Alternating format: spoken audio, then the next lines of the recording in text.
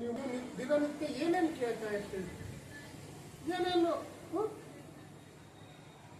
ಏನೇನು ಕಣ್ಣಿಗೆ ಬೀಳ್ತಾವ, ಯಾವ ವಾತಾವರಣ ಬರ್ತದ, ಅದ್ರ ಎಫೆಕ್ಟ್ ನಿಮ್ಮ ಮ್ಯಾಲ ಆಗ್ತದೆ. ಇದು ಒಂದು ಯಾಕೆ ಈ ಸಂದರ್ಭದಲ್ಲಿ ಹೇಳ್ತಾ ಇದ್ದೀನಿ ಅಂದ್ರೆ, ನೀವು ಉತ್ತಮ ಸಂಘ ಒಂದು ಬಯಕೆ ನಿಮ್ಮ ಹತ್ರ ಬರಬೇಕು, ಒಳ್ಳೆಯದನ್ನು ನೋಡುವಂತ ಒಂದು ಬಯಕೆ ನಿಮ್ಮ ಹತ್ರ ಬರಬೇಕು, ಒಳ್ಳೆಯದನ್ನು ಕೇಳುವಂತ ಬಯಕೆ ನಿಮ್ಮ ಹತ್ರ ಬರಬೇಕು, ಒಳ್ಳೆಯ ಫ್ರೆಂಡ್ಶಿಪ್ ಸರ್ಕಲ್ ನಿಮಗೆ ಬರಬೇಕು, ಒಳ್ಳೆಯ ಫ್ರೆಂಡ್ ಸರ್ಕಲ್ ನಲ್ಲಿ ನೀವು ಇರಬೇಕು ಅನ್ನುವಂಥ ಬಯಕೆ ನಿಮ್ಮಲ್ಲಿ ಬರಬೇಕು, ಒಳ್ಳೆಯ ಸಂಘದ ಇಚ್ಛೆ ನಿಮ್ಮಲ್ಲಿ ಇರಬೇಕು. ಬಂತಂದ್ರೆ ನೀವು ಒಳ್ಳೆ ಸಂಘ ಮಾಡ್ತೀರಿ, ಒಳ್ಳೆ ಸಂಘದಿಂದ ಒಳ್ಳೆ ಗುಣಗಳು ಬರ್ತಾವೆ, ಒಳ್ಳೆ ಗುಣಗಳಿಂದ ಒಳ್ಳೆ ಕೆಲಸ ಮಾಡ್ತೀರಿ, ಒಳ್ಳೆ ಕೆಲಸದಿಂದ ನಿಮಗೆ ಒಳ್ಳೆ ಫಲನೇ ಸಿಗ್ತದೆ. ಅದನ್ನ ನಮಗೆ ಗಿಳಿಬೇಕು ಅಂತೇಳಿ ಇಬ್ಬರು ವ್ಯಕ್ತಿಗಳು ಬರ್ತಾರೆ. ಒಬ್ಬ ವ್ಯಕ್ತಿ ಯಾರಿರ್ತಾನೆ ಅಂದ್ರೆ, ಒಂದು ಆಶ್ರಮದ ಋಷಿ ಇರ್ತಾನೆ, ಆಶ್ರಮದ ಋಷಿ ಇರ್ತಾನೆ. ಒಬ್ಬ ವ್ಯಕ್ತಿ ಯಾರಿರ್ತಾನೆ, ಆಶ್ರಮದ ಋಷಿ ಇರ್ತಾನೆ. ಇನ್ನೊಬ್ಬ ಯಾರಿರ್ತಾನೆ ಅಂದ್ರೆ, ಕಟ್ಟುಕರು ಇರ್ತಾರಲ್ಲ, ಕಟ್ಟುಕರು, ಕುರಿ ಕಡಿತಾರ, ಕೋಳಿ ಕಡಿತಾರ ಅಂತ ಕಟ್ಟುಕರು ಇರ್ತಾರೆ. ಆ ಇಬ್ಬರು ಏನ್ ಮಾಡ್ತಾರ, ನಮಗ್ ಗಿಳಿಬೇಕಂತೇಳಿ ಬರ್ತಾರ. ಅವರಿಗೆ ರೈತ ಏನ್ ಮಾಡ್ತಾನೆ, ಇಂತಿಷ್ಟು ರೊಕ್ಕ ತಗೊಂಡು ಏನ್ ಮಾಡ್ತಾನೋ, ಅವ್ರಿಬ್ಬರಿಗೆ ಏನ್ ಮಾಡ್ತಾನೆ, ಮರಿ ಗಿಳಿಗಳನ್ನು ಕೊಟ್ಬಿಡ್ತಾನೆ. ಬಹಳಷ್ಟು ದಿನಗಳು ಕಳೀತಾವ. ಕಳೆದ ನಂತರ ಏನಾಗ್ತದೆ ಅಂದ್ರೆ, ಒಂದು ಸಮಯ ಆಗಿದ್ಮೇಲೆ ರೈತ ಕಲಿಸ್ತದ, ಏನಪ್ಪಾ ನನ್ನ ಮರಿಗಿಳಿಗಳಿದ್ದು ಅವು ಮಾರಿನಿ ಹೆಂಗಾವ ಒಂದ್ಸರಿ ನೋಡ್ಕೊಂಡ್ ಬರ್ಬೇಕು ಅಂತ ಹೇಳಿ ಏನಾಗ್ತದ, ಅವನಿಗೆ ಮನಸ್ಸಿನಾಗ ಯೋಚನೆ ಬರ್ತದೆ.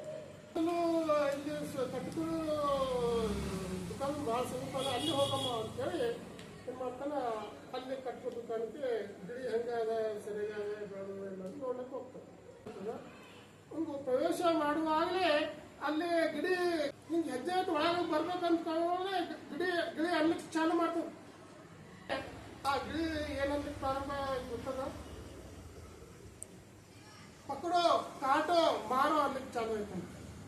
ಏನಪ್ಪ ಇದು ಹಿಂಗೆಲ್ಲತ್ತದ ಅಂತೇಳಿ ಒಮ್ಮೆ ಅಂಜಿಬಿಟ್ಟನಂತ. ಇನ್ನೊಂದು ಸಮಯ ಅಂಜಿಬಿಟ್ಟು ಅಲ್ಲಿಂದ ಓಡ್ ಹೋದ್ರು. ಆಮೇಲೆ ಇದ್ರ ಈ ಗಿಡಿ ಕತ್ತಿ ಹಿಂಗಾದ, ಇದು ಋಷಿ ಆಶ್ರಮದ ಗುಳಿ ಹೆಂಗಾದ ಅಂತೇಳಿ ಆ ಕಡೆ ನೋಡ್ಲಿಕ್ಕೆ ಹೋಗಮ್ಮ ಅಂತೇಳಿ ಆಶ್ರಮಕ್ಕೆ ಹೋಗ್ತಾನೆ. ಋಷಿ ಆಶ್ರಮ ಒಂದು ಪ್ರವೇಶ ಮಾಡುವಾಗಲೇ ಗೇಟ್ ಇರ್ತದಲ್ಲ, ಆ ಗೇಟ್ ಒಂದು ಹೆಜ್ಜೆ ಇಟ್ಕೊಳ್ಳೆ ಆ ಗಿಳಿ ಅಲ್ಲಿಗೆ ಚಾಲು ಮಾಡ್ತಂತ. ಏನಲ್ಲಿಗೆ ಚಾಲು ಮಾಡ್ತಂದ್ರೆ, ಬನ್ನಿ ಕೂತ್ಕೊಳ್ರಿ, ನೀರು ಕುಡ್ರಿ ಅಂತ ಚಾಲು ಮಾಡ್ತಾರೆ. ಏನಪ್ಪ ಅವನಿಗೆ ಬಹಳ ಆಶ್ಚರ್ಯ ಆಯ್ತು. ಯಾಕೆ ಆಶ್ಚರ್ಯ ಆಯ್ತು ಅಂತಂದ್ರೆ, ಇಲ್ಲಿ ಗಿಳಿನ ಏನಿದೆ ಒಂದೇ ತಾಯಿಯಿಂದ ಹುಟ್ಟಿದ್ರು.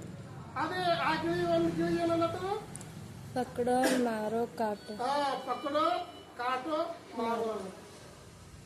ಇನ್ನೊಂದು ಗಿಳಿ ಏನಲ್ಲತ್ತದ, ಬನ್ನಿ ಕೂತ್ಕೊಳ್ಳಿ ಅಂತಂತ.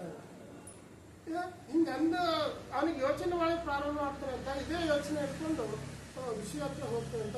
ಹೋದ್ಮೇಲೆ ಏನು ಒಂದೇ ತಾಯಿಗೆ ಎರಡು ಗಿಳಿಗಳವಾದ್ರೆ ಎಷ್ಟು ಭಿನ್ನ ಗುಣಗಳ ಅವಲ್ಲ, ಆದ್ರೆ ಎರಡು ಗುಣಗಳು ಹೆಂಗೆ ಬಂದವು ಅಂತ ಕೇಳ್ತಾರಂತ.